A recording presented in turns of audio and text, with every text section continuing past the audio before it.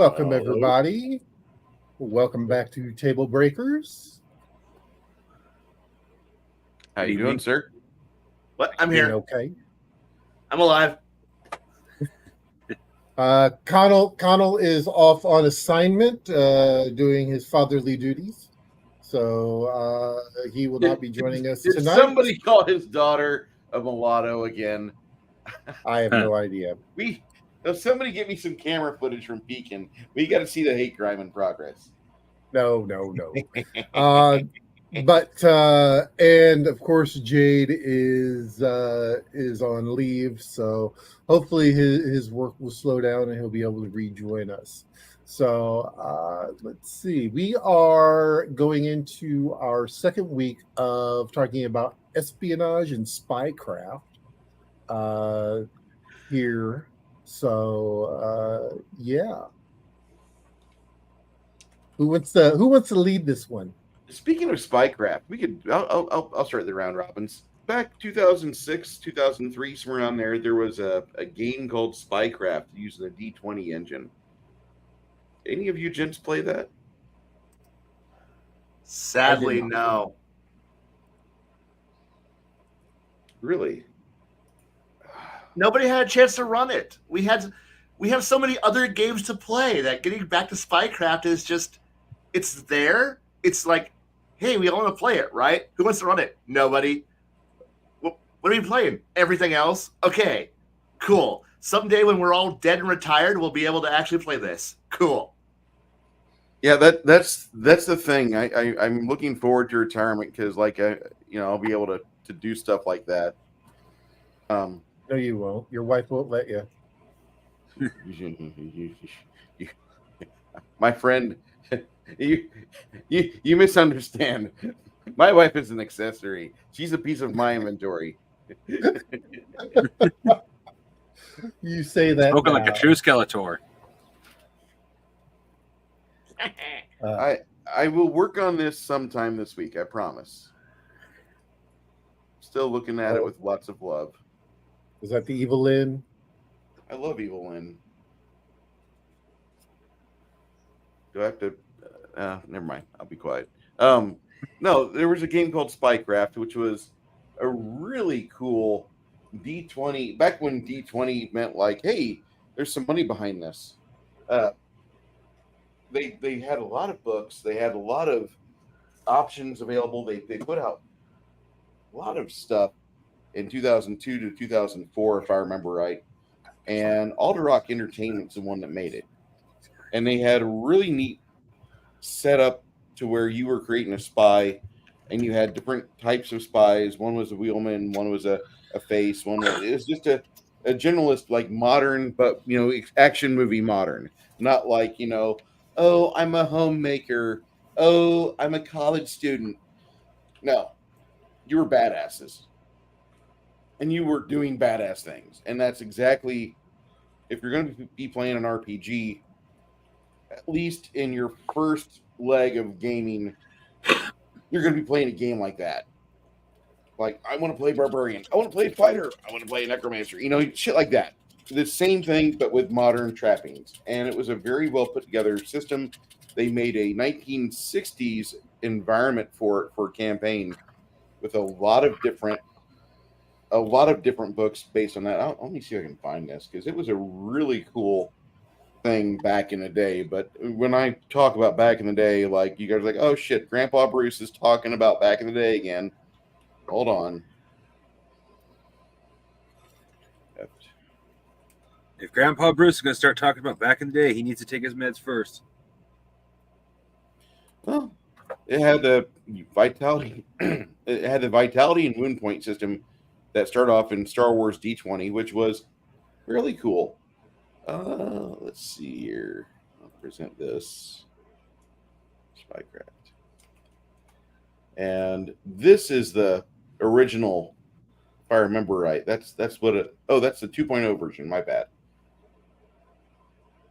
But they had a pretty cool set of awards for it. In 2002, people were looking at this like, oh my God, sliced bread.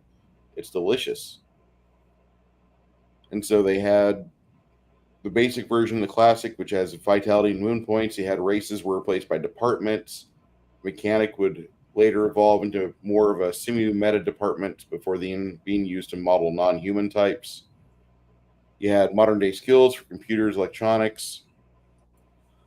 In Spycraft 2.0, they went a little further and was released under the OGL, not under the not under the D20 system trademark. So they had new character options like wealth. They had other things too, plug-and-play modifications called campaign qualities, kind of like traits in Pathfinder. They had an origin at character creation. So you had two parts of that, and you had an unending variety of character benefits and detriments. The origin was kind of cool, actually. So they made it for the D20 system, and they had a redesigned gear system that simplified the wealth portion of the game. Budget and gear points were replaced as common items. The number of gear picks were based on your class and level. Vehicular chases were expanded. They had a new mechanic called dramatic conflict. One system covered chases, seductions, hacking, and other dramatic events. I lost a couple characters during seduction portions, which I thought I was good at that, and found out, no, I'm not. I really have a charisma 7. Okay. They had Shadow Force Archer. There's the first of the campaign settings. They had mystical and psionic powers were real. Pan-Asian Collective Chamber book, the detailed the continent of Asia and Pacific Rim, where we would always play in Neo Tokyo. Yeah, we didn't have Big Eye, Small Mouth back then. There was a bunch of other... It was out since 97. 97 is when the book was released. Yeah. So I just got to say, this was like my first involvement with intrigue stuff. We played it for a while on my off weeks, and it was a lot of fun. But we really, it was an NSFW group at a game store, and eventually we got kicked out. If we came back, you kicked out? No, right? Can't stomach the thought. But it was a lot of fun. I had fun. Oh shit, we better talk about the people in chat real quick. Six Nation 31 Kings. Hey sir, how you doing? He says, evening y'all, cooking dinner. I might jump in with time permits. We talk for a bit, and Soy-Based Jeremy jumps in. I have unfortunate news. I'm alive. Well, when you're sick, you're still alive. I'll set up the bail fund. Get to the sexy draft on ladies, okay? Get to the sexy dragon ladies already. Okay. The assassins failed. Update on my throat. I'm feeling better. Well, that's good. If you'd quit swallowing nails in glass, it'd be okay. He's almost there. Be able to get on tour doing arena rock in no time. Yeah, stop singing Nickelback. That's going to fuck up your entire life. Okay, we went through our chat. Thank you, guys. Go ahead, Garrett. I've talked for a little bit. No, you're fine. So who wants to lead the discussion tonight? Normally I pick on Connell for this, but he's not here. I know. Connell. I kind of depend on his ability to fumble through all words. I know, right? He is Moroni from The Year of Living Dangerously, if I remember right. The Italian that couldn't pronounce anything right. He just befuddled when he'd read stuff. He'd put words around and letters around, and just before you know it, he's talking in Greta Thunberg. He's the master of spoonerisms. He is. Garrett, if you want to pick on me, what do you want to know? Where do you want me to start at? Real quick, just we're going to start off with a little housekeeping. Bruce, is this your last one, or do you have one more? For right now, it's going to be a departure, because next week I'm on morning shift, which is 2 a.m. to 2 p.m. That leaves very little for me to do during the evening. I'll be asleep or dead, and so I need to be asleep, preferably. After training, I'm supposed to go to afternoons, which means I'll be working 2 p.m. to 2 a.m. So, like I said, I'll probably be doing reaction videos for you guys. Okay. To bolster content. I want to find a way to remember how YouTube used to let you do a reaction video and you could tag people in videos, and it would actually come up like a follow up. Remember that? Yeah, I don't think they do that anymore. I think we're going to reinvent it. I think we're going to figure this out. I Okay. think what we need to do. This is. I think we're going to need to do like playlists. Like Well, if this somebody, is in a playlist, so it is, but you'll have to take a video, put that in a separate. You'll have like 2 for 2 or 2 for playlists. You'll have all these playlists with just 2 videos where you have the original video, origin video, then you have like the reactions.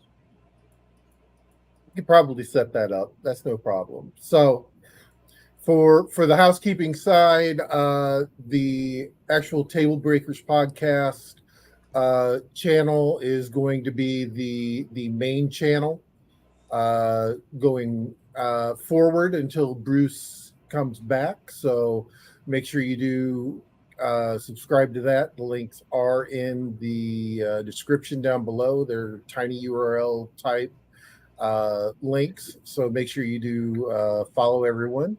And that way you can keep up with the content and still see us every week.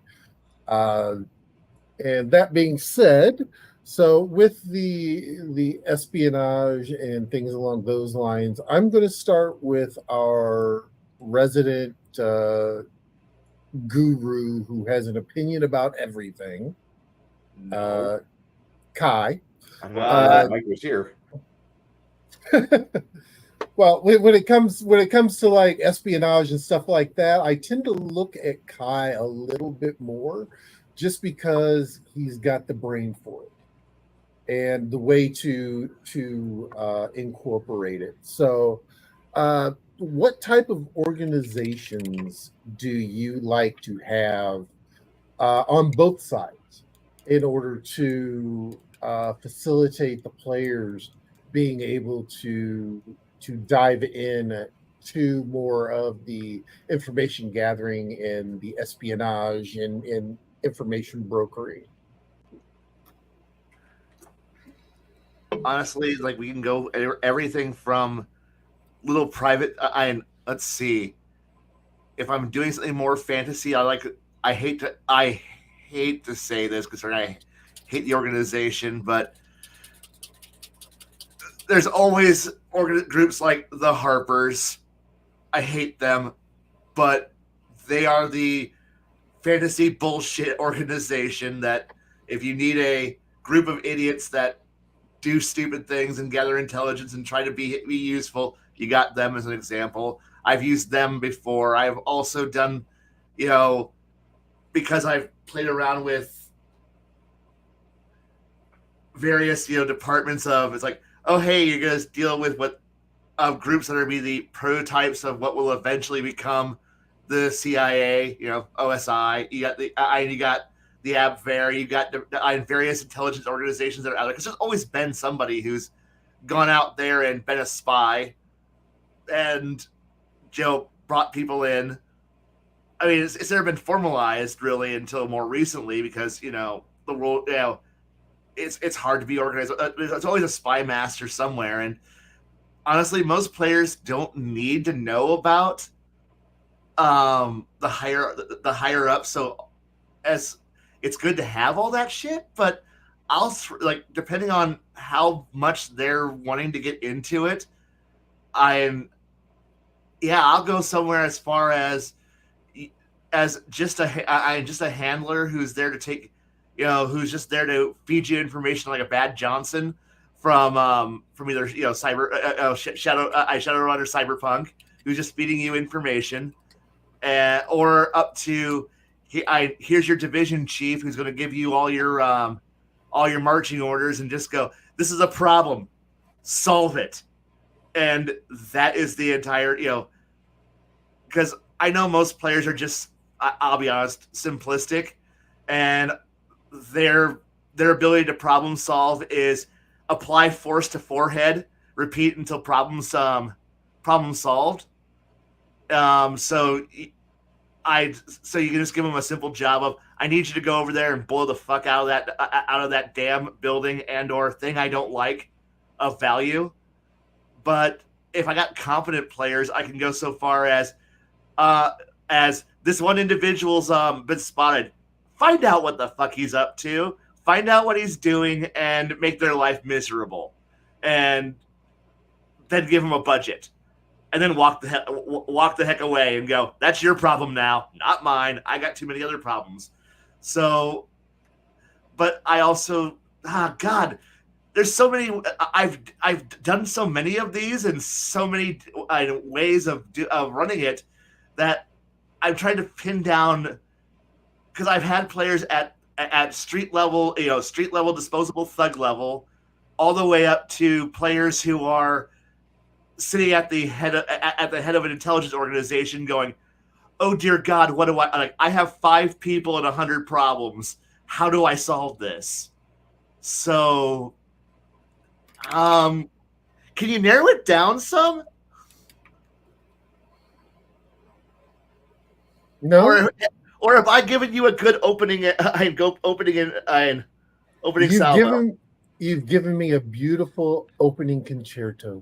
We put a coin in Kai, and we can go and take a poop for 8 minutes. We can go and just grab Smoke food, a cigarette? smoke a cigarette outside.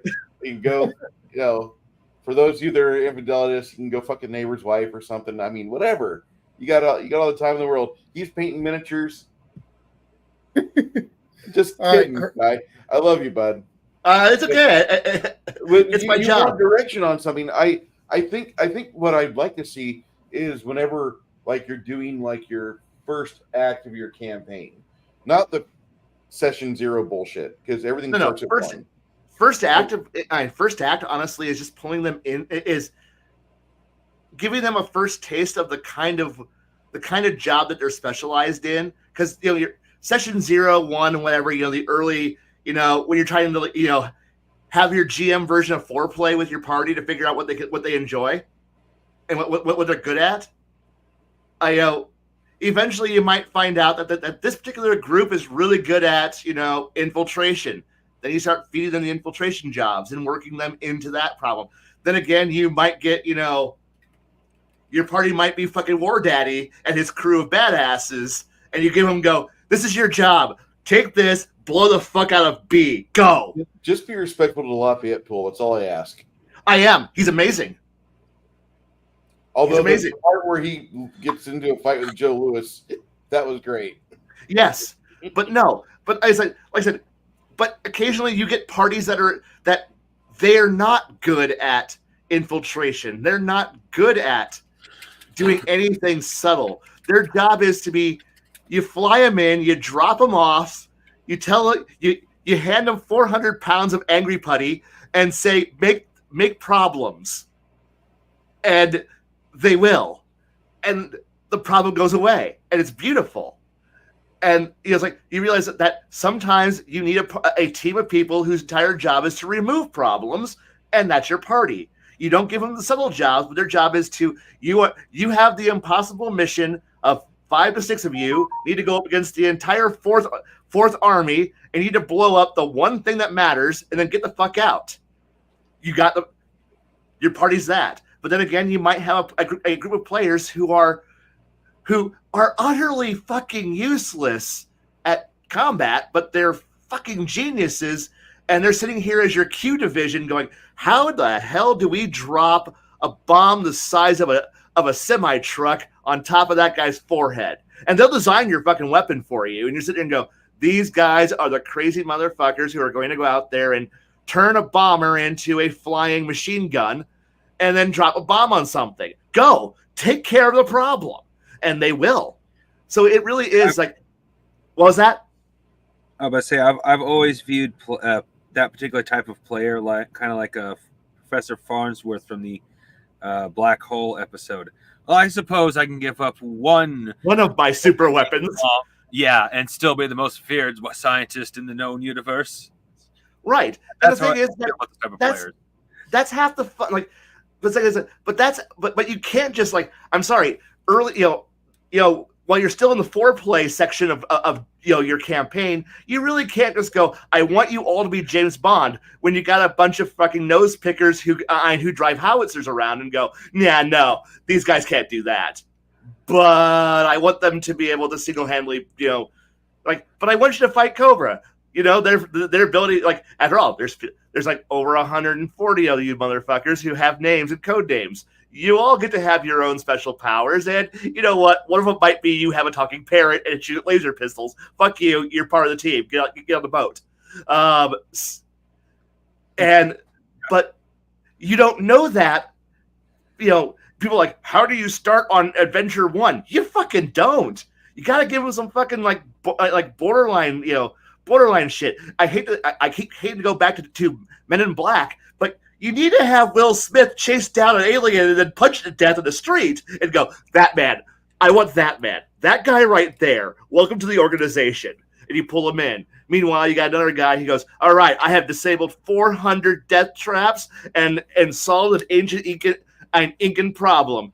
Oops, I stepped on. I kicked trouble wrong, and now I'm arrested. Fuck. Congratulations, you're now part of the team.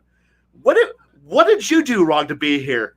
I pissed off my commanding officer, and well, my one thing is I'm really good at doing paperwork. And grab him quick! Why? He knows where everything's at. Poof! Welcome to the group. And you just because you're dealing with a group of players, not one or two. So as much as we keep going, but what about James Bond? James Bond is a solo act. You can't do a party of James Bonds because, let's be honest, a party of James Bonds just don't fucking work. What you need is a bunch of angry. Spycraft. Was that? Yeah. But at that point, you're playing Ocean's 11, the role-playing game with a spy agency attached to it. Or you might as well just play Delta Green, which is Call of Cthulhu. Okay, Master GMs, run Archer. Yes, run Archer. That's what you're GMing. If you're GMing for a group of weirdos at your table, because we're all fucking weirdos in this hobby. None of us are serious. None of us are intelligent. You're playing Archer or you're playing American Dad, the role-playing game. We try to be more serious about this, but we're not. Come on, if you're playing an army game, you realize you're running Kelly's Heroes. You're not running Guns of Navarone. You're running Kelly's Heroes. Just admit it. You're not running Fury. It's Kelly's Heroes. You're stealing everything's not strapped down, and you're gonna trade half a ton of gold for a tank. That's what you're going to fucking do. It's what you always do. Then it becomes down Periscope all over again. Yes, it is down Periscope. You find the one person who's way too serious, and then you throw him off the ship onto a fishing boat. Then you go do the real job. It's like, come on, or other things. It's like, or it's Operation Petticoat. Well, shit, nothing works. Paint the sub pink, and we're going. What? What the fuck are we doing? Yeah, just go. We all want you're not going to run, Casino Royale. You're gonna run Thunderball. You're going to run weird. You're gonna have an underwater sword fight with a submarine car. That's what you're going to fucking do. Just be fucking honest. It's what you're going to do. Then you have that one player that decides, I'm going to be Q. Yes. That's basically what I was about to say. I've had one game where I had four of my 6 players at the table at the time were all tinkerers. They were all crafters and tinkerers, and the game just turned more into what is the Q division up to? And then the one player who was like, I'm here to actually punch people in the face and blow stuff up, and the other 4 players sitting here going, we're here to give you the gear to go punch God. Okay, that's what we're here to do. And hey, 6th guy, what are you here for? He's like, I'm here to write the after action report. That's all I'm here for. What? I'm carrying the video camera so that way we can send a report back to our bosses and say this is what we did. And it was a beautiful campaign of the one tough player looking at the rest of them and go, I need gear. Find me gear. Make me gear. And then they were like, we're on it, boss. And then they're crafting him the weirdest shit. that was completely disposable and built on a shoestring budget and would only work maybe once, twice before it broke. But that's okay. He only needed it once or twice. And then they'd all sit back and like kind of golf clap and cheer as he like, punches everybody to death. And it was great. And I loved that game. Sounds awesome. All right. Since we all kind of chimed in on that one, I'll just go to the next question. I think it's better if we just have like an organic conversation with the question, Garrett. Yeah. Okay, that's fine. That works.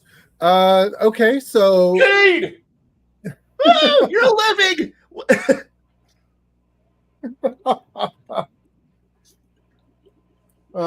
So how do I would you kill for that.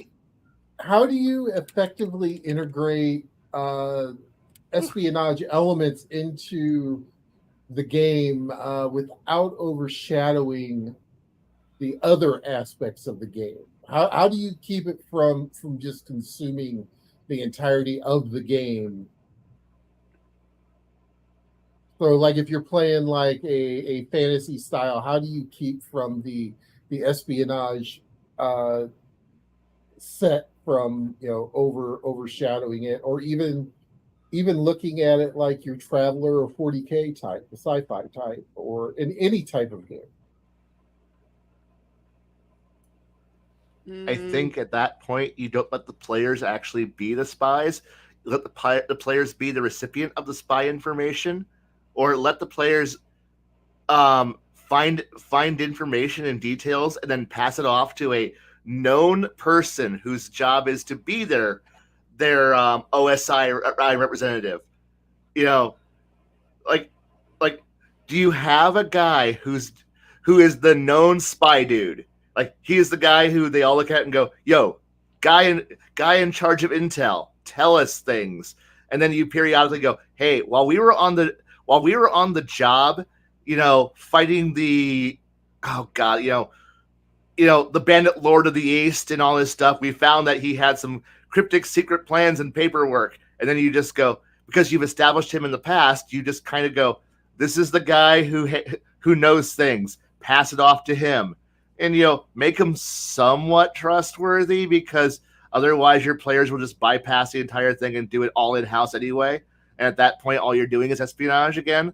But if you can actually establish your players some trust with an NPC who's actually competent, but not omniscient, and make sure that when they actually give information to your players, it's not constantly wrong. I look at you at Harebrained Studios Battletech, who you're about to go fight a lance. Wow, there's an entire battalion here. How did you not know? I don't know. Intel was bad. And then repeat every time. You're like, hey, we're going to send you down against 6 guys. They're all pretty powerful, but you should be able to handle it. 24 mechs later, you're wondering, where the fuck did you find? Hey, guy who's in charge of intel. Yeah. How the hell how are you so blind as to miss 2 companies? I don't know. Intel was wrong. Fuck you. Okay, I now know I can't trust your happy ass. But, if you give them information and you're only off by 25%, hey, that's an okay doable thing. Save the you're being fucked like I fucked with a rake every other mission for, a bad turn of events, but not make it every single time. Yeah, that's how I would do it. Well, in my We do have experience, sorry. And you're right, Six Nations. We do have decades of shenanigans to go pull from. And in my experience, I have discovered a way to real simple and easy way to keep the players from becoming espionage based in the game. Hulk smash. And all of a sudden, it's no longer espionage. Yeah, that is also a viable way of doing it. I find that just kind of dropping little things in here and there of, well, I'm going to use the Star Wars reference. Many Bothans died to bring us this information type deal. And saying, hey, this is the information we have. Whereas, they may be the one that's taking care of it, but overall, they're not the ones who are getting the actual information necessary. Yeah, makes sense.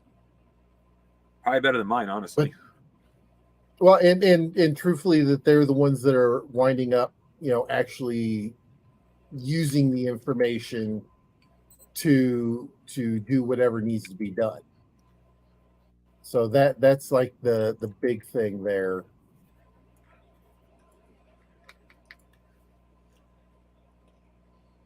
So yeah. Another thing is to also reinforce the fact that information gathering is a slow process. It's not instantaneous.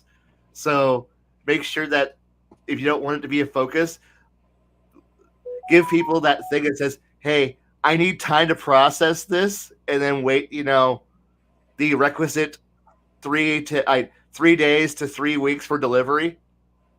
And just realize that that's what you're going to be doing is your people are going to be busy and tracking down all the hard work. And occasionally when players go, do we have any information yet? Like, no, but if you go over here, I can give you, we can get it faster. If you go over there and I don't know, not light fire to a village.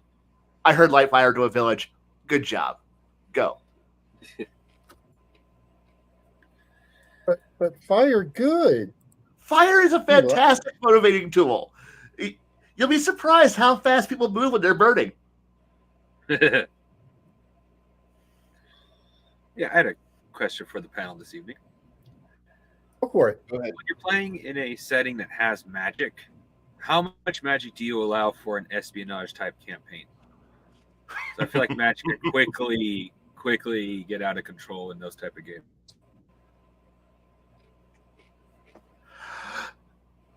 Lots and lots, because the spies have the most money, they have the most tricks, and come on, we all know the great and classic scry and die strategy, right?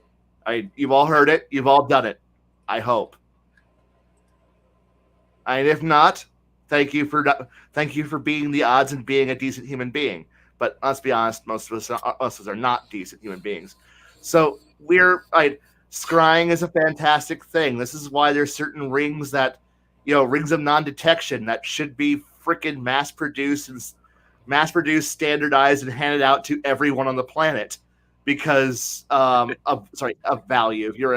If you're an important person, you wear like one of your 2 magic rings is going to be a ring of non-detection because being immune to scry is the most scry and detection spells and the ability is the most important thing in the entire universe. Plus, you're going to start seeing people, investing heavily in dimensional anchors so nobody can teleport in and out of an area.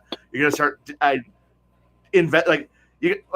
if you think the surveillance state we have today is fucking bad, congratulations. Magic makes it just as bad, if not worse, because now we've got thought detection. Now we've got zones of truth. Now imagine you're being kidnapped, like you're a spy, you're being kidnapped, and now you're being tortured to death in this wonderful dark room where a guy comes in periodically and goes, I know it's been 3 days since you last ate. I bet you're hungry.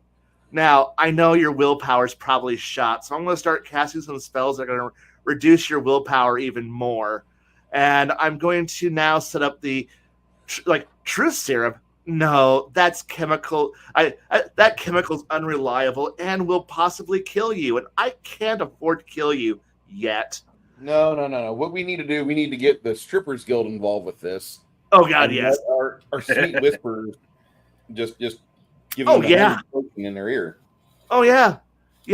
It's like hey, look, like she's casting a spell on you. Oh, it's okay. It's probably to boost arousal. Now you must tell her all your secrets now. What? Don't worry. She's fucking your brains out. You don't give a crap. Don't worry. You won't remember it that way anyway. Yeah, you won't. it was just a good night for you. Pillow Talk's fantastic. But, but then again, we also get to deal with magic where the idea of hey, I'm going to torture you to death and I'm going to bring you back to life and then do it again and repeatedly until you're a mentally broken wreck. And then we just toss you in a dumpster somewhere and then walk off. No one's going to find you. No. Then what we do is, because we have a druid on retainer, he's just going to reincarnate you, and he has an affinity for making people into chipmunks. Right.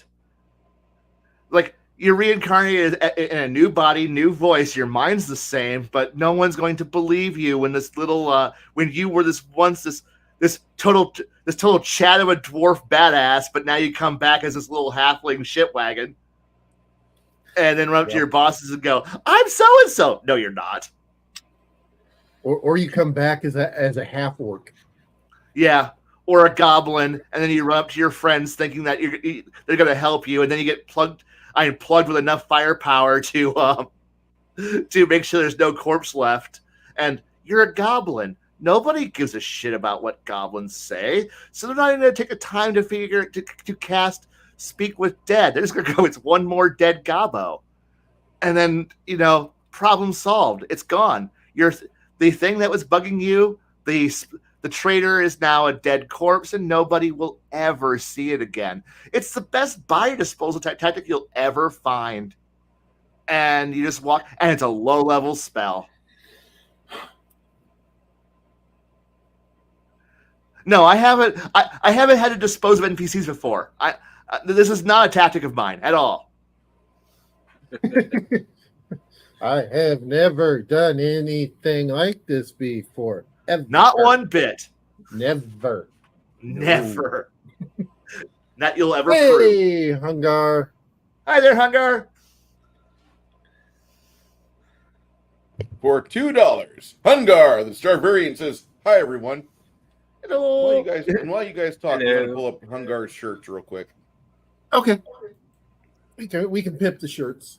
We're going to definitely pimp the shirts. We're also going to pimp something else today. We're doing 2 pimpings. We're going to pump out Hungar the Starvarian because this guy has some amazing shirts, and you all deserve these shirts. All of you. And if the second thing is what I think it is, then I'll wait. Go ahead and pull up that backer kit in the private, and I'll pull it up next here. So right now, prices increase in 5 hours, so you can pick up yourself a site-wide tee for $16. That means this iconic Hungar in a Frazetta is $16. That means this iconic Pepe, the Navigator, steering humanity properly, $16. Elon having his greatest day for $16. Hungar's mine overwrote yours. Hold on. There we go. Got it. This is beautiful. More Hungar doing Frazetta. And if you have a specific lady in your life and she's a Frazetta girl, get her a Frazetta shirt.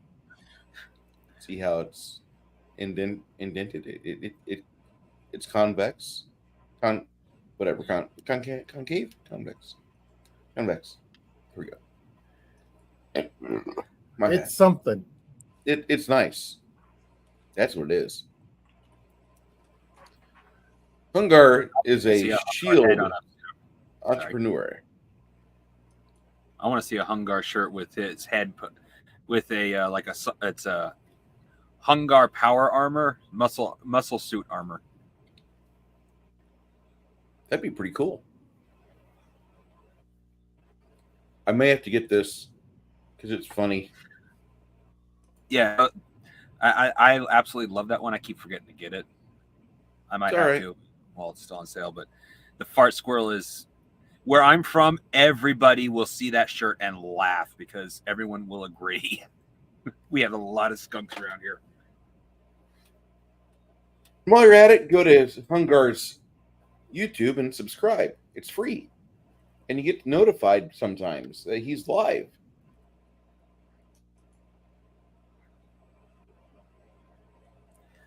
Go ahead. There we go.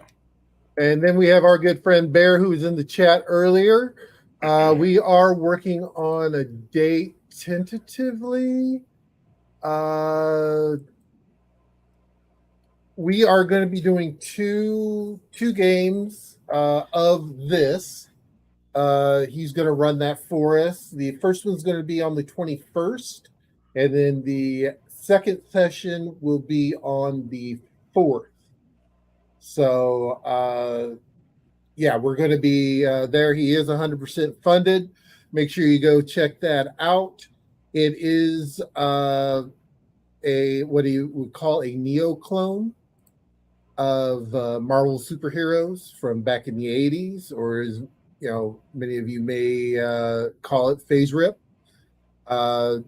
Basically, this is, as he's putting it, this is a continuation of the conversation of the game. So they've reworked some of the things. Also, even if you don't purchase it, you can get the first two comics of his, Heroic 1 and 2, that were put out a year or two ago, and just kind of get yourself an idea of what the actual world is all about.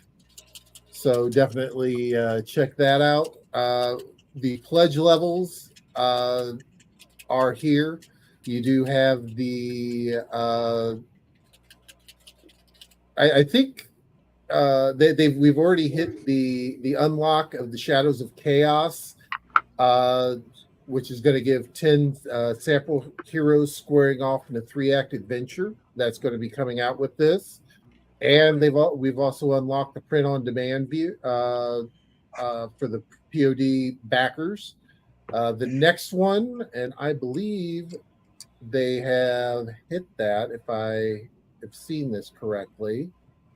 Yes, they did. So yeah, they going to have the special edition roster of superheroes at 19. This is all Canadian, so keep that in mind. That'll be put out as a soft cover, and at 20, they're going to be doing the STLs for 3D printing. Then you have your premium extras here. Go back to the top. I think there's an actual. Yeah, you can go and get the free beta test of it, just to see what it's like. And I will go ahead and put that into the chat for everyone. So make sure you do go and check that out. Bear is good people. Make sure you do go check that out. He's actually doing a beta test game tomorrow night on the Society of Role-Playing on his YouTube channel.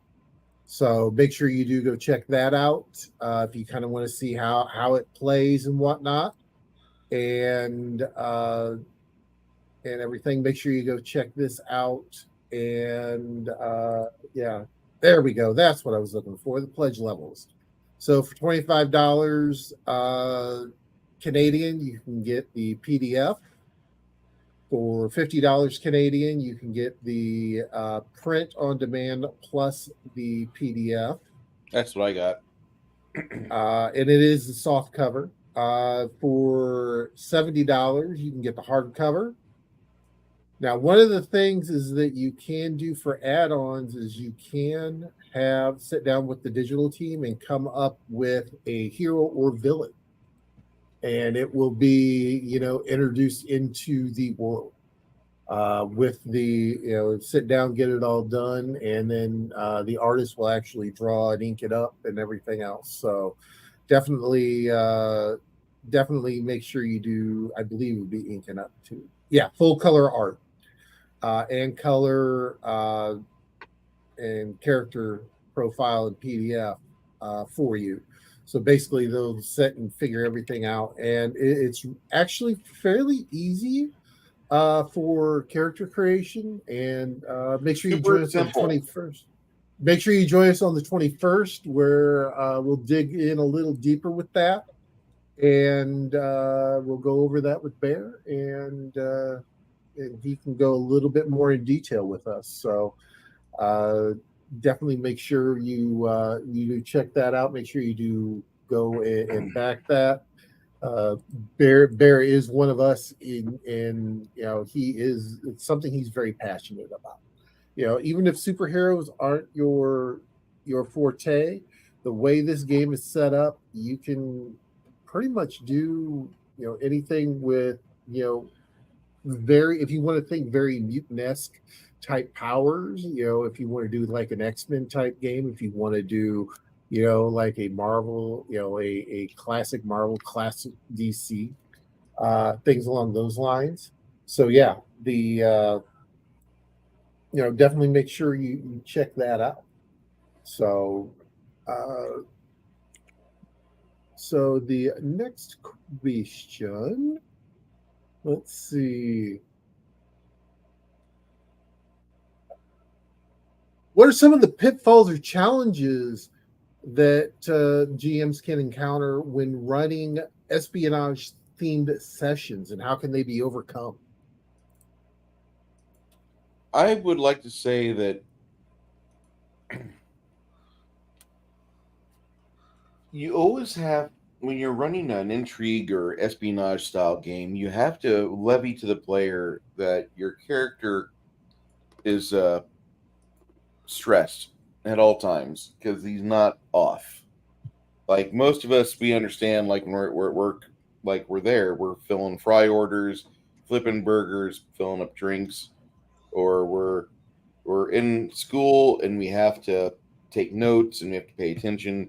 But like, there's a point where when your job ends, you're done. You punch out from work, you sign your ticket, you're out, and you go home. You be an asshole, you do whatever you want. But when you're a spy, you're consistently having to be working. You're consistently having to push yourself, and whatever narrative or agenda you're trying to push, you have to keep that at the front and center.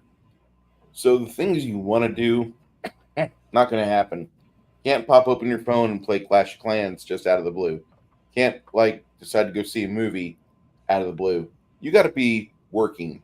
You got to be working towards the betterment of whatever agenda you're doing.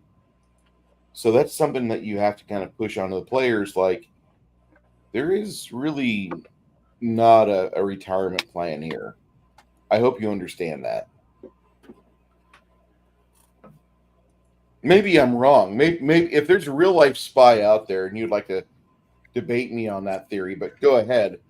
I'm thinking that no, you're going to have to continuously, like every conversation you have, if you are trying to subvert the populace around you, you have to whittle and wheagle and ruin everything you touch by talking about things that nobody around you wants to do.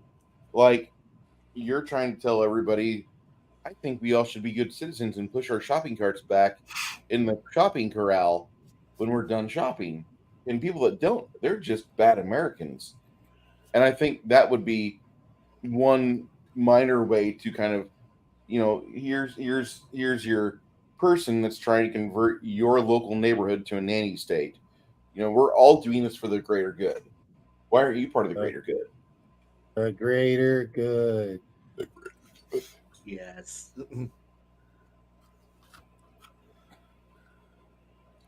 But you never have somebody that, like, I'm a spy, but like, no, he's going to play like a record 10-hour game of Chronoscope or whatever it was on SNES.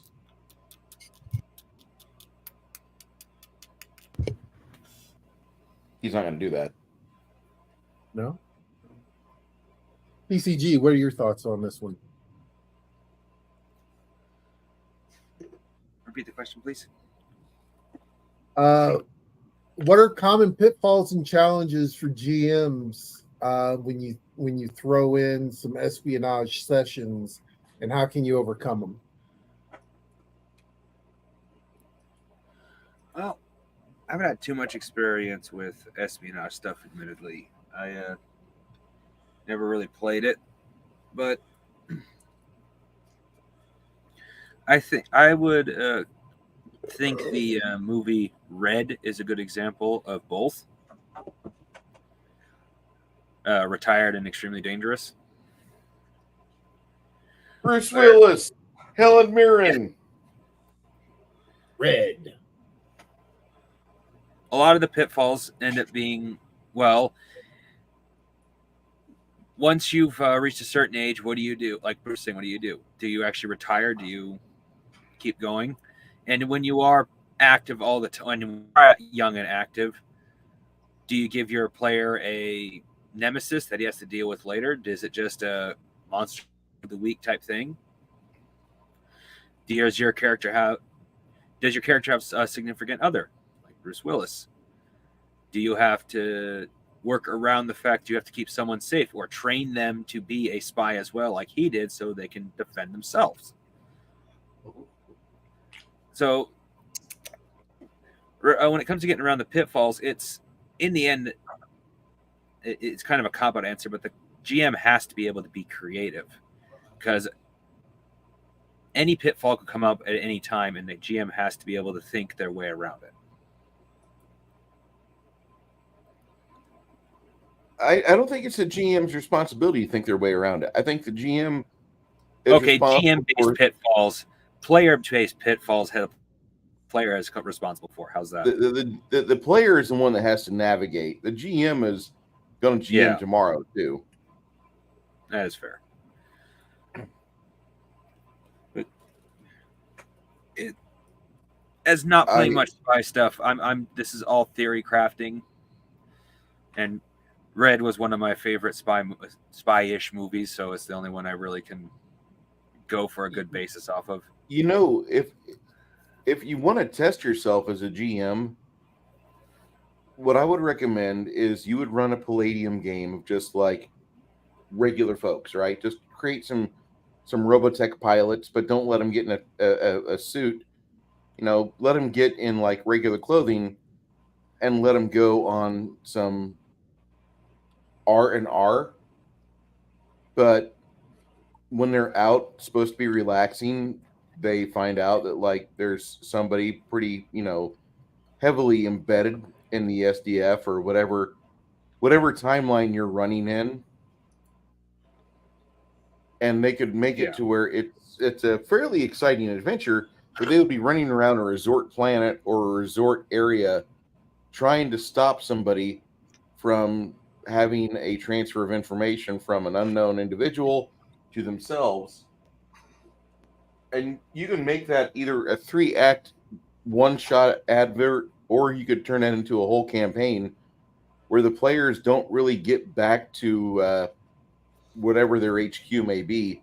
They may be drafted into the espionage side of their job, and they've got to use their talents for something not quite what they were prepared for, but instead they get really good at what they're doing. It's just a thought. Yeah, it makes sense, and honestly, I think it was a slightly better explanation than what I had. Okay, crafting. Hold on. I speak with 33 gaming years of experience and a little bit of alcohol. Well, I totally understand. I drink and I know things, but I'm just saying that I don't know why, but when you said that, I was expecting to hear "I drink, therefore I am." No. Very well could be. I think that the longer you sit behind the shield, though, you're going to be better for it, because you're going to be able to start throwing things at players. And as you learn how to develop a relationship with those in front of the gaming shield, you'll be able to describe things to them to where you're not speaking as the GM.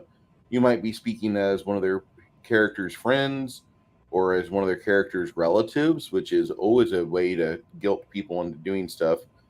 You might be speaking from someone's hopeful future.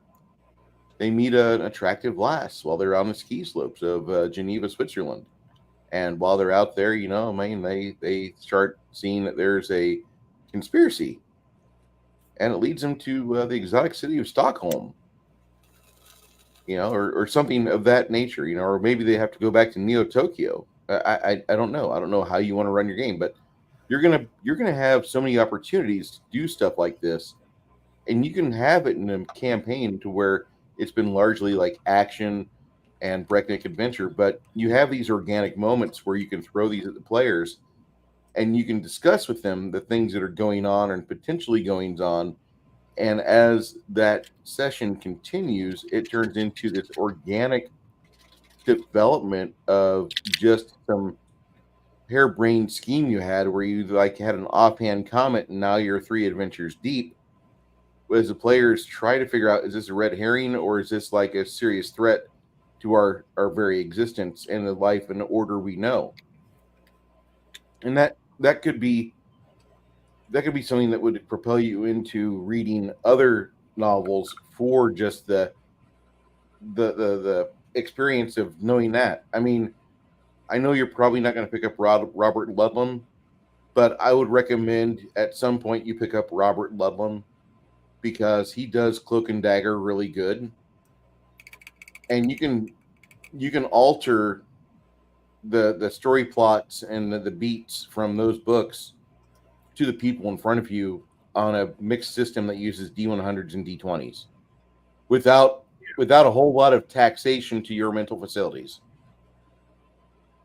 All I ask you do, though, take a notebook. It's empty when you start, and take good notes. Yeah. Yep. I'm not trying to be a teacher. Sorry. No, it's okay. It's part of what we do. Yeah. Hey, we don't have Connell to browbeat today. Kind of liberating, actually. I get to see Garrett. Garrett looks like he's angry, though. I know he's angry. I want to feed Garrett like a small yappy dog so he can beat on it or something. I don't know. Just No, I like my puppies. not your puppy, just a small yappy dog, like your most hated foe's dog. Sorry about that. You just look like you need to beat on something, and like actual people, like, oh god, this could get real bad real quick. Nah. Now, you see given what I've learned of Baron so far, what you do is something very similar off of the Grinch movie. Do a giant picture of somebody he doesn't like and give him a garbage catapult. We have those in Morton. They propel pumpkins throughout the sky. Yes. I've been wanting to go to one of those at some point. We'll have to get you to Morton. Good old pumpkin chunking. The Pumpkin Festival. It is a hoot, but I feel sorry for the farmers that are 3 or 4 miles away that are standing outside one night and all of a sudden they get splattered by like pumpkin seeds and like pumpkin guts. No. Yeah. The high velocity arrival of orange crap in your fields. I mean, it's good compost, but it could be painful at velocity. This is true. Garrett, whenever you run a game, do you ever get tempted to throw in some espionage elements and offer that to like the character sneak or the roguey character, just so like you can have another angle to play with if the players don't really seem to be biting on much for a night? You can always go back to this well and, hey, Rogue. Yeah. You remember that girl you met at laundry last week? Well, she's wanting to talk to you again, but she's over the fence master. So you head over to the fencing master, and she's like, "Hey, I want to know if you and your group are available, because I need some friends to help me with something." And then, like, she gives you just a stupid fetch quest, which turns into like oh wait, there's a MacGuffin there, and that MacGuffin is not only wanted by her, but there's like three other groups of people that are looking for it, and only a high level diplomat would have been able to find out that much, because we're talking about like the guild here. We want to make sure that we make things within the guild. If you're not like trusted by people, it's not going to be so easy to make their lips flap around. All these guys that play Pathfinder with me, like, I rolled a 36 on my knowledge planes. Tell me everything about this monster. All right, I open up the Chimerian fire hose and I bombard you with 400 various facts about it, and I give you the idea that maybe it's you to sort things out.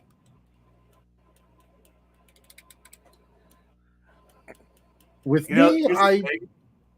I, You I know- will. Oh, Go ahead. go ahead. With, Oh, with no. me, I will throw in a little bit of the espionage, especially if I need another hook.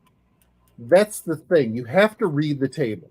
If you're not getting through to the players into grabbing one of the hooks you've thrown out, sometimes you have to, basically make a hook to help yourself out. You know what I mean? So that is the huge thing that allows you to give yourself a basically an out, I guess is the best way to put it, so you can figure out how to get them to engage, because every player has got their own little button that needs to push, basically. And you sometimes you've got to look around for that. Sometimes it's real easy. I'm gonna use Connell here for a second. Of oh well, the kids are in trouble. Some people are going to jump right on that and be like, "You got to save the kids," because that's their button to pull them in. Other people are like, "Well, there's this treasure, and also this fountain that supposedly gives you eternal youth if you drink from it. Or there's this city made of gold." There's an even cooler city with a spire almost in the center of it.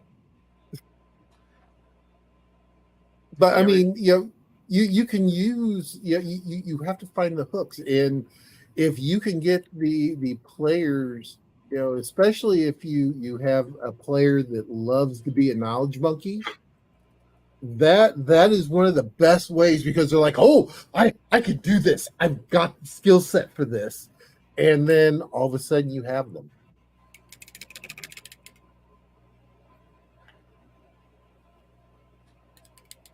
I know one hook I used to go back to an earlier question when you asked the hooks you bring to bring people into a espionage campaign. I remember that how I did it once was the party came across a wrecked caravan. Everyone was murdered. Most of it was looted by bandits, but they managed to find, because they went looking, found let's look at the wagon for a hidden compartment, and that's when they found a stack of shipping documents and four very odd jars that had no discerning or point of origin, and then they ended up backtracking their way into a vast conspiracy between three major corporations that were part of the industrial military complex that were trying to fund both sides of a growing civil war, a civil war that hadn't broken out yet, and the party found themselves trapped in the middle of all this and trying to figure out where they wanted to be. And then they decided that no, we don't want to actually join the rebellion or the republic or anything. We're just going to go over here onto our own side and cook meth, lots of meth, and we're going to sell it to all the soldiers on both sides. Because what do soldiers need in a civil war while they're sitting here stoking the civil war and going, come on, start fighting, you two? And they go, because soldiers don't need to sleep. So therefore, we're going to give them all the drugs they need to stay awake forever. And then they became their own little drug empire. And I loved them because they like, no, we're just going to sell drugs to the soldiers. It'll be great. And I'm like, fuck. Sorry. You people are brilliant. I love you. That's like, You ever see that movie Buffalo Soldiers, guy? Yeah. A simple, like if you wanted to have like just a 2-person gaming group. All right, guys, right? Get out your notebooks. 2-person gaming group. You could run 2 JAG officers like the old TV show JAG, right? But you could take the incident that's shown off in Buffalo Soldiers, where Joaquin Phoenix is administering dope to the command where he's at. And you could have yourself a really fun little adventure there. You could have yourself an adventure that would provide you and your friends with a lot of spills and a lot of double crossings. And then, they have the random element of, oh, wait, there's drug use on scene. So there's going to be unreliable and unexpected reaction from various people here. So I recommend, borrowing from plots and movies liberally. And if you have like an off week with your gaming group, you don't have to run with like half of it. Although I just ran with like 4 out of 8 on my other game. Sorry about that, but I had 4 people. I could run with 4. If you have like 2 people though, you want to do like an investigative unit. You don't want to do like we're leading a platoon. You want to make the characters the stars. You want to make them the focus of the campaign. Now, you don't make them the absolute badasses. You let them know that there's always somebody bigger and badder. There's always a bigger fish. But you let them be the focal point where their efforts are going to try to figure out, just for the sake of the military or whatever branch they're part of, that they're there to kind of better it. And it makes for an interesting idea to where you could go from command to command, taking these 2 or 3 characters, trying to unravel problems. And it could be just episodic, where there's nothing tying these together. Or if you want to be a grand campaigner, a dirty campaigner is my favorite. You could have your players discover something that's kind of got an agenda behind it. Maybe it reaches all the way to some lofty place like the Pentagon, where their clearance doesn't allow them to really focus. Or maybe it's more tied to, like, say, Detroit. Yep.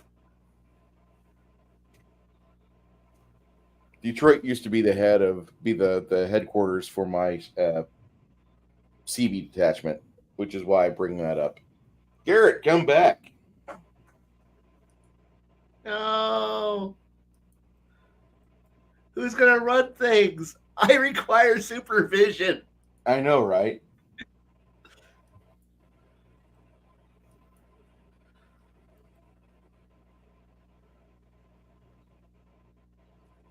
Oh no, you get recruited for a mission. It turns out you're doing corporate espionage for Consolidated Products, an Amway knockoff. Turn super spy on its ear. Oh God, no.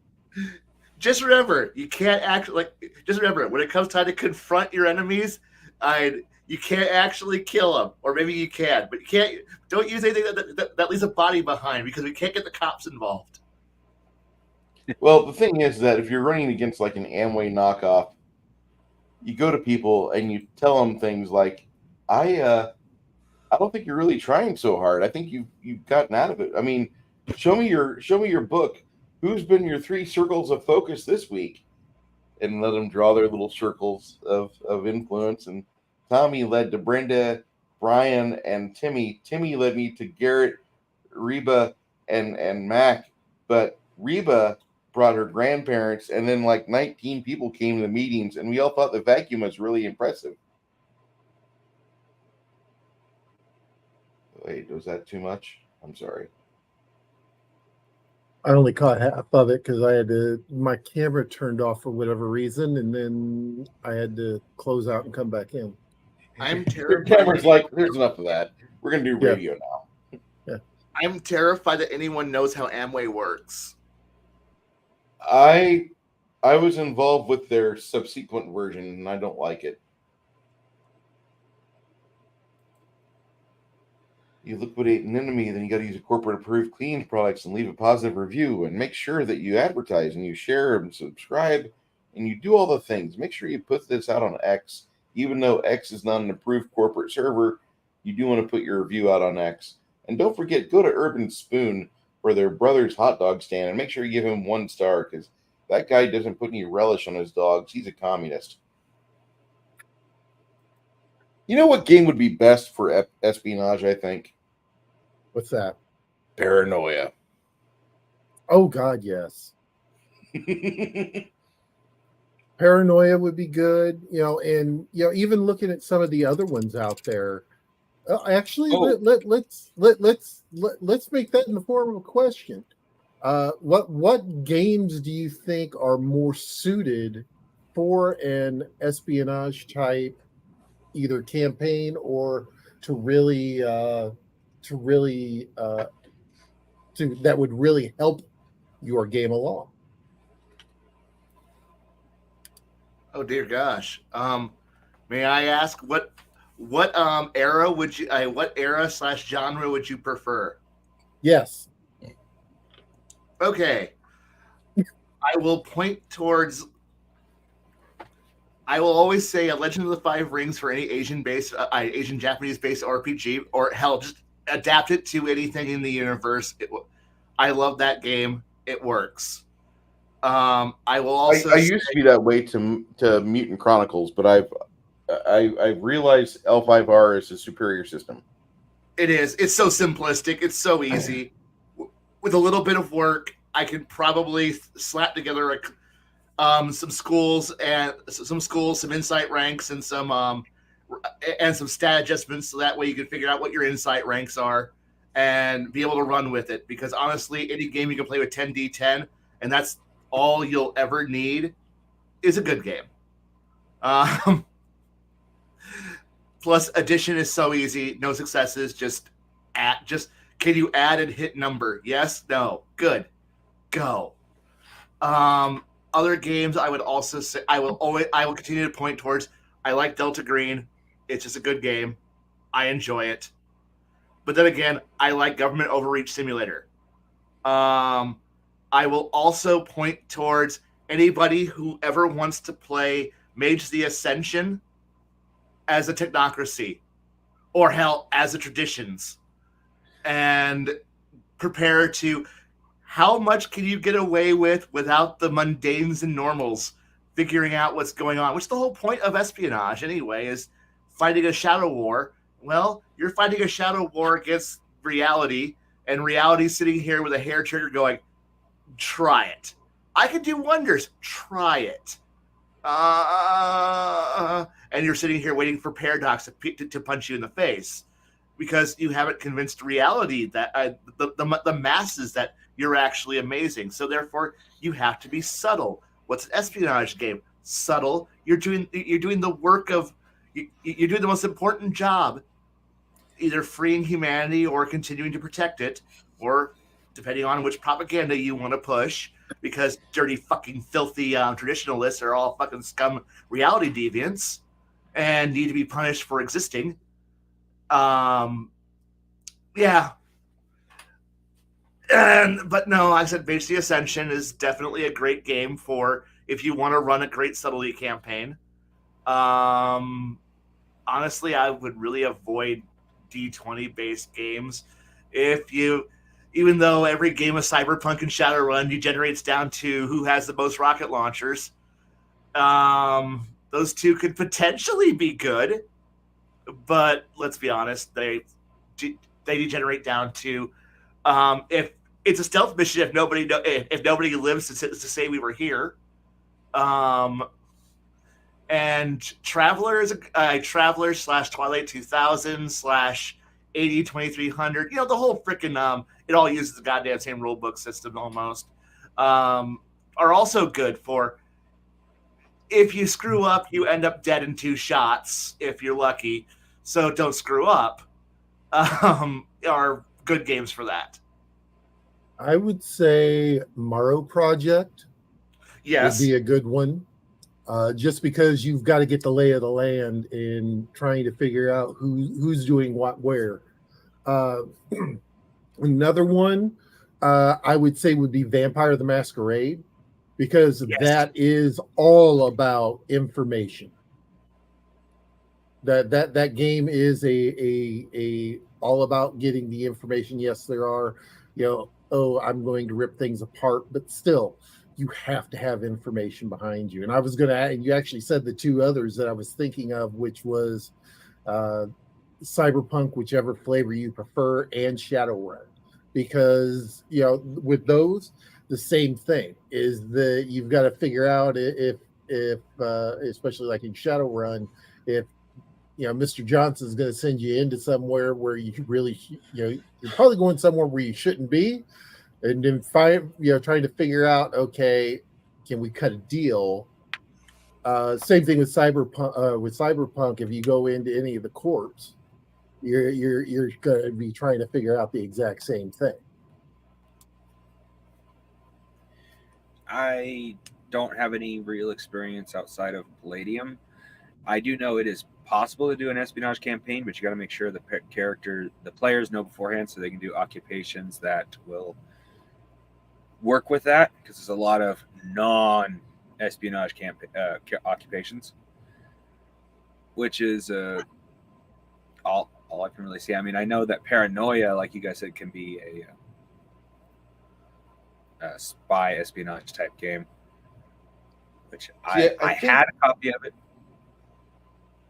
Sorry. Have you played Paranoia yet? No, I actually entered to win the red letter, whatever, red box edition from Legion of Myth. Mm-hmm. And knowing the way Paranoia works, I gave it to my sister. Now, here's the thing. My sister is very competitive, and her husband is incredibly competitive. It's like the worst game to give competitive people. I know. It really is. Like what you do is you make sure you follow it up next year with a nice big box set of Diplomacy. Oh God! Oh. She will have no friends ever. Nuke the world. We're a wonderful family, right? Yes. Let's play a nice game of Diplomacy. Yes, this will be a fun. 4 hours later, the house is on fire and nobody, and there's just dead bodies in the lawn. No. The house is on fire, and then all of a sudden, everyone's no contact for the rest of their lives. It's just like, no.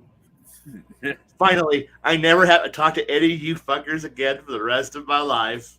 It's great. I win this. I won Diplomacy.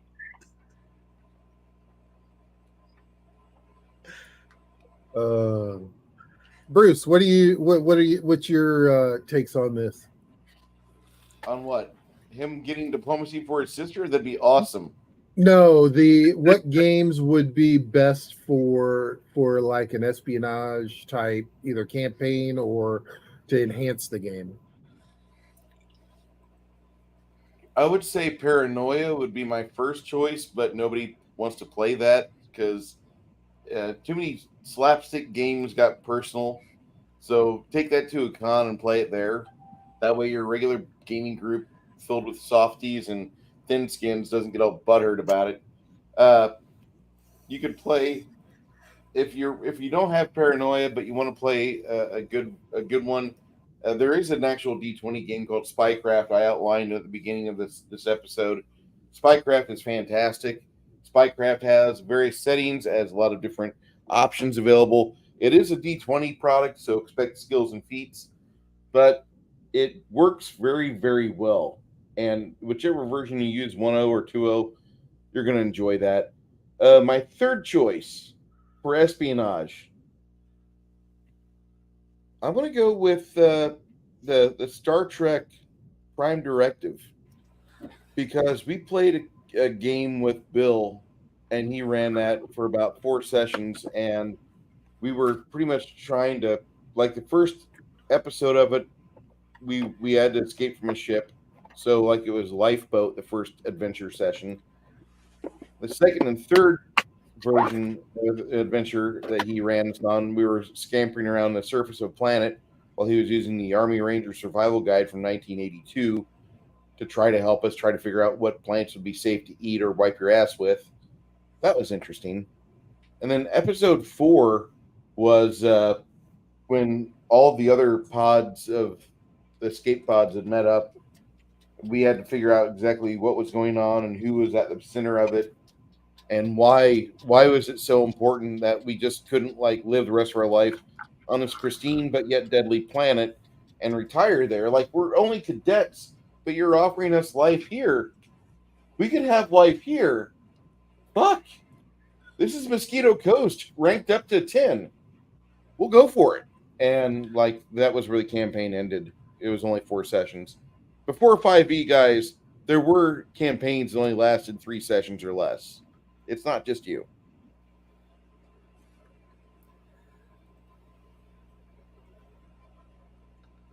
The reason why I say Star Trek is that everybody knows the world.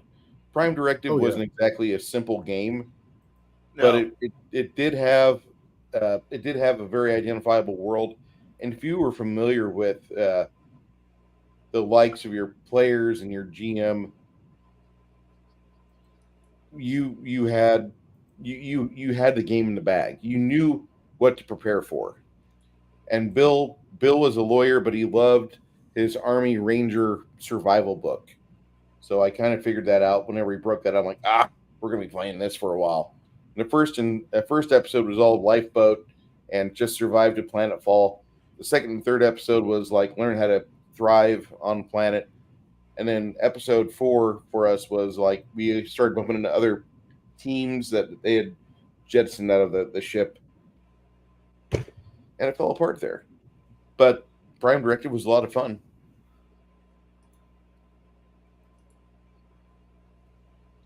Okay. So this one's an open one here. What are some unique mechanics or systems that you can use to enhance the espionage or spycraft in your tabletop games? Is this for me or for everybody? For whomever. Probably. Well, as a Palladium player, I got to point out Ninjas and Super Spies. Yay! Book literally made for it. Okay.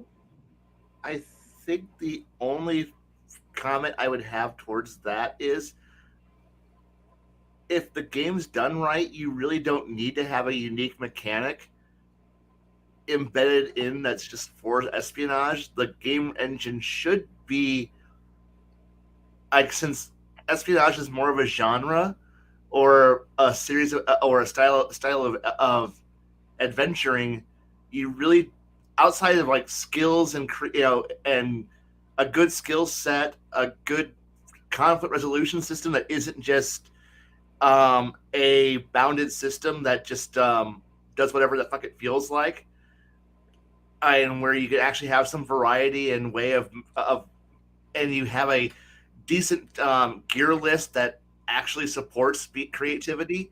You really don't need to have a unique mechanic that powers espionage, besides perhaps, oh god, the power, like, I think the most unique mechanic and thing that you would need is, do you know how to run an organizational chart and an Excel spreadsheet? If you can run those, if you could do an Excel, a PowerPoint presentation, you got espionage in the bag.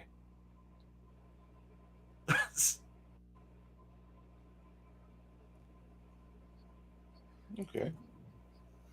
With me, typically what I will do is I will, if the game doesn't actually have a specific mechanic for it, I will substitute one in that's just about as close as I can get. You know, the whole thing of calling for if it requires a roll, you use what the system has. Uh, don't try to reinvent the wheel. Just use what they have and work within the confines of the system you have. Not every system is going to be perfect, but typically you can find a nice uh, way a way that will work for not only for you but also the players in order to be able to do that for, like, for instance, in like a D&D esque or fantasy type, like a gather information type deal, or even a uh, you can even use things like intimidation checks, or the opposite, diplomacy type checks. Use what's within the system to see what you can do, and kind of work within that to to make it work, I guess, is the best way that I can put it.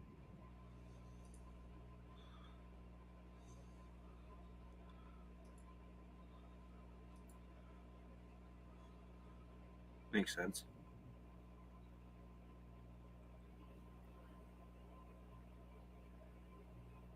Bruce, what are your thoughts on this one? Repeat your question. I apologize, Garrett. Unique mechanics or systems to enhance the espionage experience. I would actually want to have like a unified system, even if it's like either a D4 or D6 or D100. I'd rather have a unified system, just for the fact that like I need to roll out a view character, and the more I play around with things, like the more I think that like just I need the players to understand like just the basic mechanics. Like if you roll high, it's good. If you roll low, it's bad. Go ahead and give me your roll. And if you have all the information, or if the players have a character sheet that's fairly well detailed, like a six page character sheet with mechanics on it, either way, it's going to provide the information that you need for you to be able to tell the story of what happens when the characters attempt to succeed or they tragically fail. But I would always prefer like a unified attempt. As much as I talk about Palladium, I do like Palladium quite a bit. I just don't like the system. The D100 for skills, D20 for to hit. I'm not into that. I would rather make it all D20 or all D100, and that's just me. Or make it just a D6 pool system like Star Wars D6. Oh wait, did I say that? I'm sorry.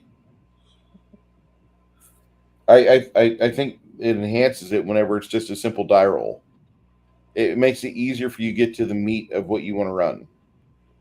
If there's like a 7 page flow chart, like with my game system or with Rollmaster, players get a little bit of math exercise, but they're not really being in the role of their character, they're being a mathematician. That's great if your game embraces that. But if you're running for more intensity and flair, and you just want just give me die roll. Let me know if you pass or fail. Like, you need a more simplified system that probably has a very fast resolution.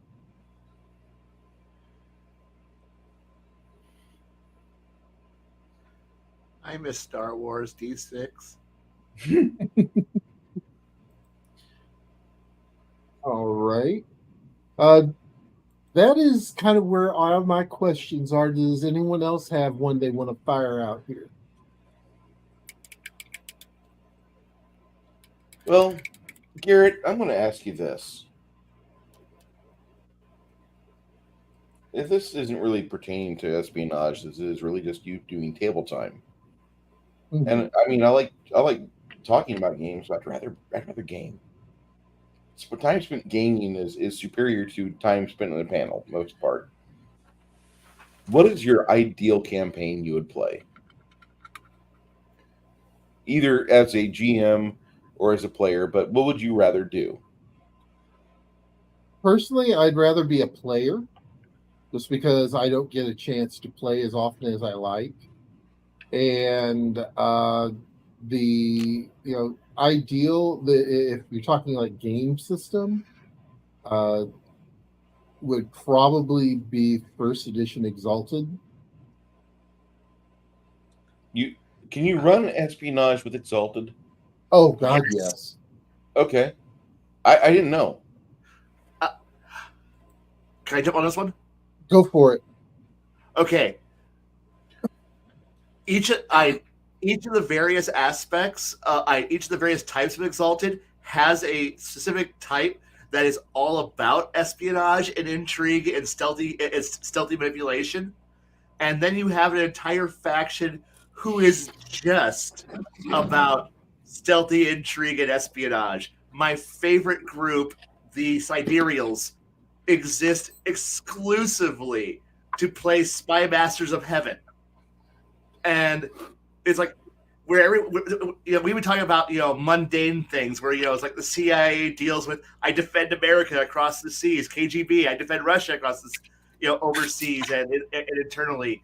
You have various organizations, you have corporations. Then you get to Exalted, where what is your purview and dominion and domain? And at which point the overworked sidereal, who's probably on his 20th pot of coffee today, is going, the planet.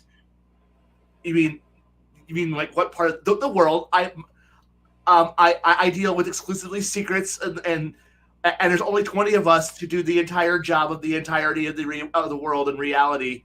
The gods are all lazy. Nobody knows what they're doing, and I have to go watch 45 other people who are crazy do other crazy things. And every once in a while, I got to show up and wonder why a guy who's powered by the sun and shoots laser beams from his mouth decided to eradicate 3 time zones yesterday. It's just a normal Tuesday. How's your day going? And meanwhile, it's like, excuse me, drinks his pot of coffee and then puts it back on the burner and then goes off and goes, I need to go and I go and tell 14 people that they need to kill their children and or save the world tomorrow, and then I'm gonna forget that I was there as soon as I leave the room. This is great. I love my job. This is the best job in the entire world. I'm so glad I was picked by heaven to do this job. Yes. And then you wander off, and it's like I just made the sidereal sound very, very insane, but every sidereal player, they're playing the sidereals correctly, should be that half crazed. They haven't slept in 4 days, and all they're running on is caffeine and hatred, staring at a board covered in red string and push pins and weird buttons, and saying, "This is what's going on." Are you sure? I don't know. I'm waiting for a report from 4 other people so I can get a better idea what's going on here, so I can ensure that the West doesn't catch fire. It's an ocean. Water can't burn. You would think that, but you're wrong. These people are from Florida. It's an entire direction of the planet that is Florida. The southern part especially. The part that borders the fire region, the fire zone. Yeah, the water is on fire. There's a crocodile that breathes fire. I think it's made of fire. It's in the water. Okay, what are you gonna do about it? I don't know. I got people on it. Excuse me. Hey, guy in charge of other things. And you hear him just, his voice trailing off as he goes chasing down, the guy who's in charge of that section of the universe, and goes, "Do your fucking job." Yeah, and then he's like, "We have men working on it. Who? Top men. Who? Top men." And the top men is is your usual gaming group of weird nose pickers and droolers. Those are your heroes. These are the people who are going to save the world. God help me.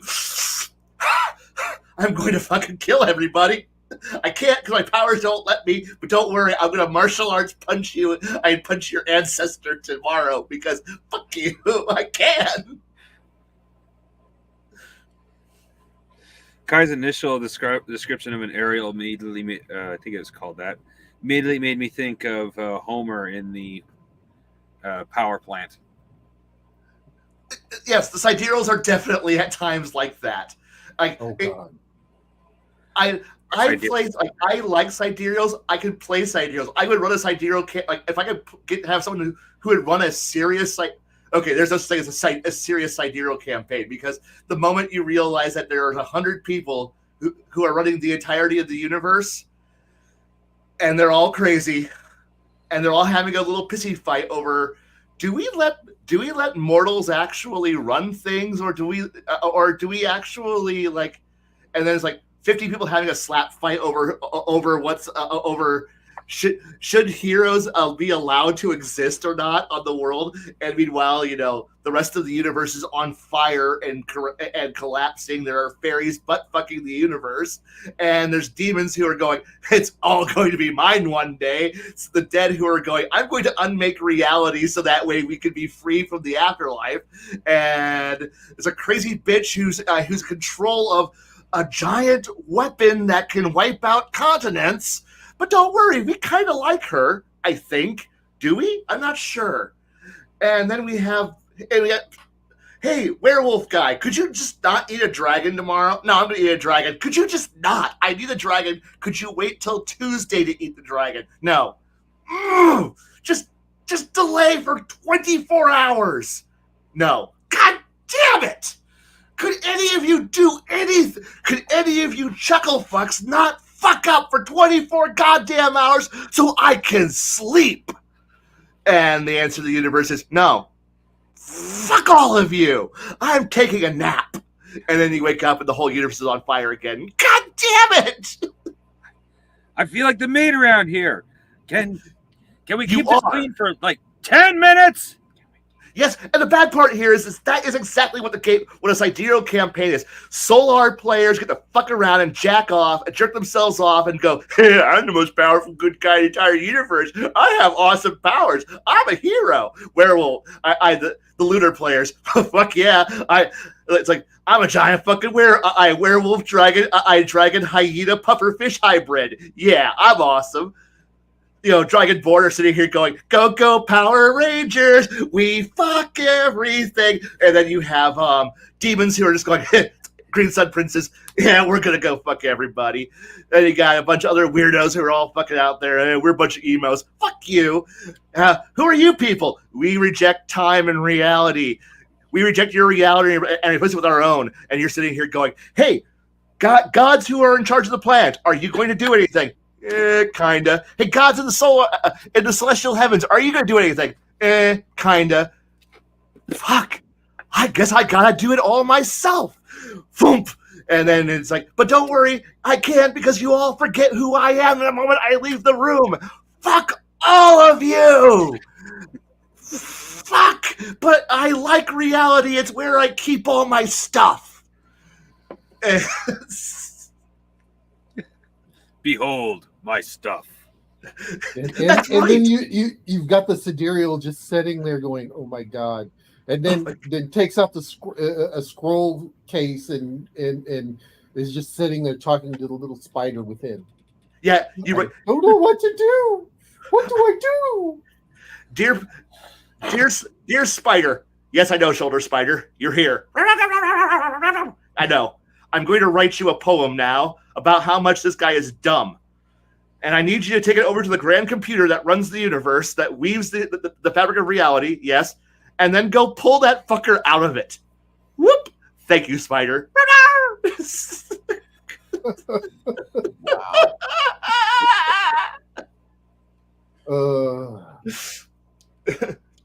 All right. So I think we've kind of beat this one over the last 2 weeks.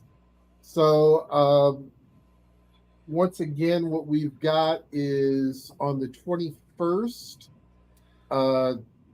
we are going to be with Bear, the Gen X GM, with his heroic beta test that we're going to be playing. Next week, we are going to... Ooh, Kai's going to be happy. What?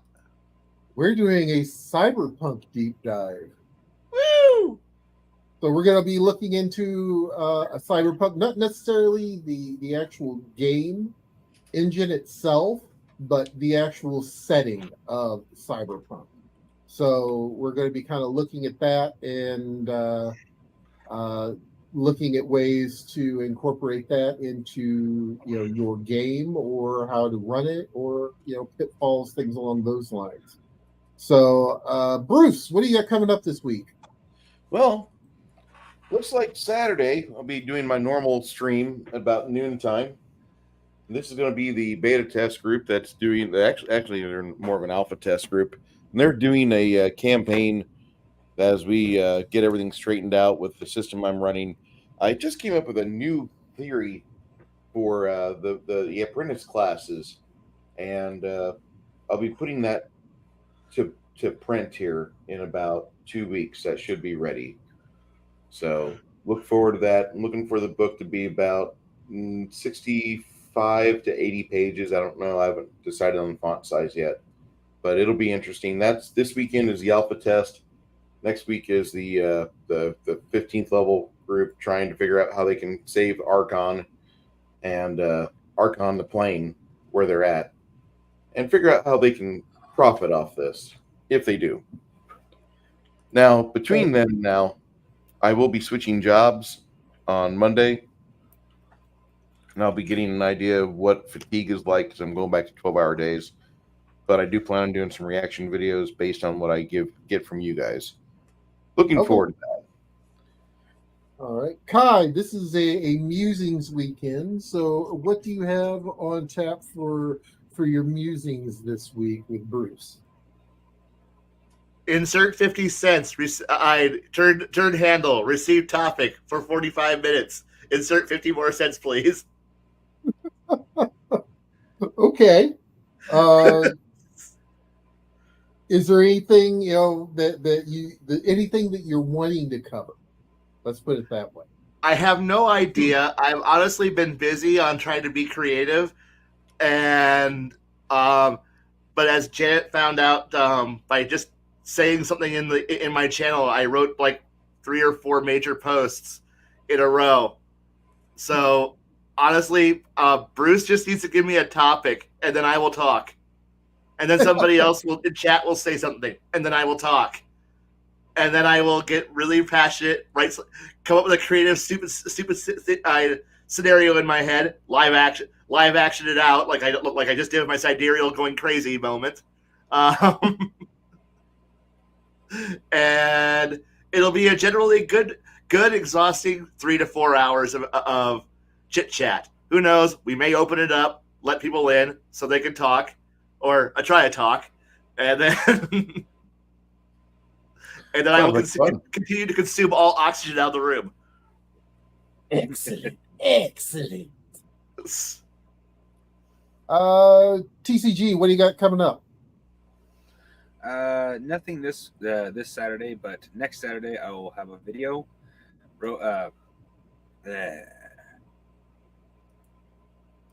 Zintrani Mech in the RDF. Sorry, my brain completely farted there. Gesundheit. And what is that? For those that may not know, like me. I am covering the Robotech Palladium series RPG. Okay. So everyone, we want to definitely thank you. Just a reminder, next week Bruce will not be here, and we will not be streaming to his channel, but you can stream to the actual Tablebreakers channel. The link is down in the description in a tiny URL, and that will become kind of the main channel now that Bruce is taking his leave from us to drive a truck. So and whatnot, as he's changing jobs and whatnot. So we want to definitely thank Bruce until you are able to come back to us. We definitely want to thank you for the time that you've spent with us. Thank you for everything, your insights and whatnot.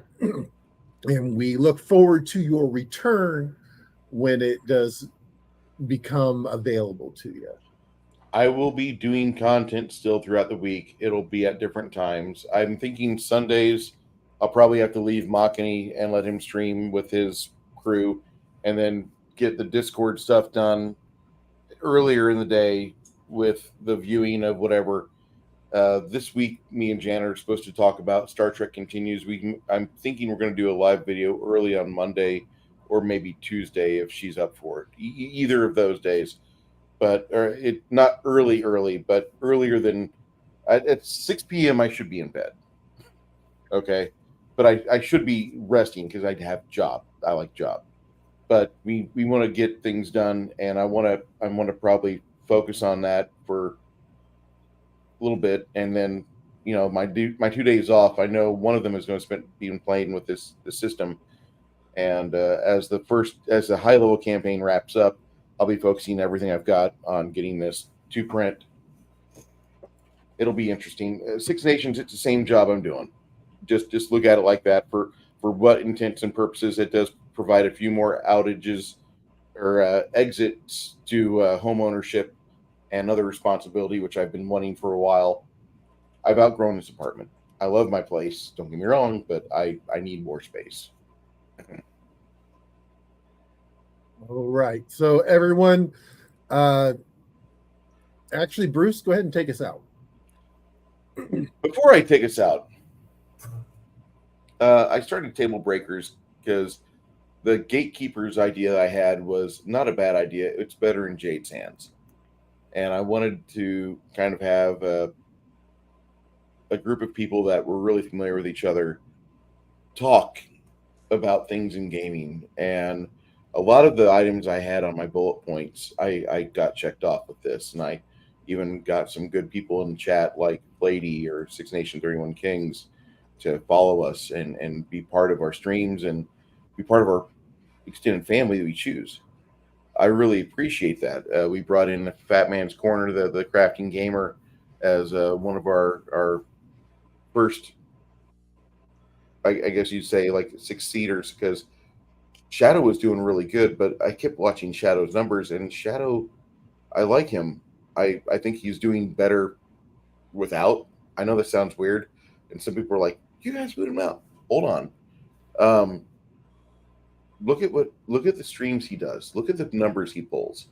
He's doing very well. He's thriving. There's been times where he might dip down in single digits, but he generally has 15 to 20 people in his chat, and he engages very well. I think he's done really well. I think he's growing, and I think that's wonderful. Crafting Gamer is kind of new on this paneling thing and hosting thing, and he's getting his levels up to where he's getting the confidence to where he could carry a stream by himself very easily. And I think as time goes on, every one of you will be able to do that for 6, 8, 10, 12 hours. It'll be easy because you'll just have these items you want to talk about. Your chat will feed you stuff, and you're just going to go through it. And I didn't really start Tablebreakers to be like a feeder programs for you guys to sprout your wings and go, but I saw Tablebreakers as more like just kind of a regional thing where guys that kind of already knew each other would talk. And the Crafting Gamer, like he just bonded in, and it felt like we'd known him for years, longer than what we have. And so seeing this family kind of get together on Thursdays, it sucks that I'm changing jobs and losing this, but I really hope you guys carry this torch and you turn it into a bonfire and you keep throwing wood on it and it doesn't die. I think this is a very good start. I think this is something that's going to get bigger. And my absence from it will probably make it bigger than what I left it. That's just how I see it. I think you guys will be fine, especially once, Connell lets his life balance out a bit. Jade's going to have some equilibrium settling in here at some point too. So you guys, I think, will be great. You'll be fine. And if you need a sixth person, go grab a sixth chair, get them in here, and have your stream, have your panel, have your conversation. Tablebreakers is about long-term conversations on a topic, and I think that's what I wanted that was like my main thing. I wanted almost Joe Rogan on one specific tabletop topic. I wanted that. I know this sounds crazy. I'm not a 3 or 4 minute long video guy. There are other people who do that really well. I know this sounds crazy, but I'll talk about Condor DM's videos because he has some really good 3 and 4 minute videos. But we don't do that. We talk about things and we'll have side conversations. We get back into something, and then suddenly we're like 5 or 6 volumes into it, and we're throwing out stuff that only the people that read Messiah of Dune would understand. And that's I'm giving the crown or the primary seat, Garrett. Run with it, and you guys take care. I'll be back. I'll be talking to you. I'm not dying, for crying out loud. I'm on Discord. I'm still in the Tablebreakers chat, so you'll be fine. And next week we'll be like, Bruce, who's this guy you're talking? I vaguely remember this crazy Italian guy who used to make pizzas that were like 3 feet thick and it was nothing but bread. Where'd that guy go? Where did that guy go? All right, Bruce, take us out, buddy. Everyone, the best times in life you're going to have are going to be times that you're able to celebrate something. So before that celebration, you are being tested. Embrace those times, both the challenge and the celebration and repair. For all of us at Table Breakers, thank you so much for being part of this endeavor. And we will see you next week. Good night. Bye, everybody.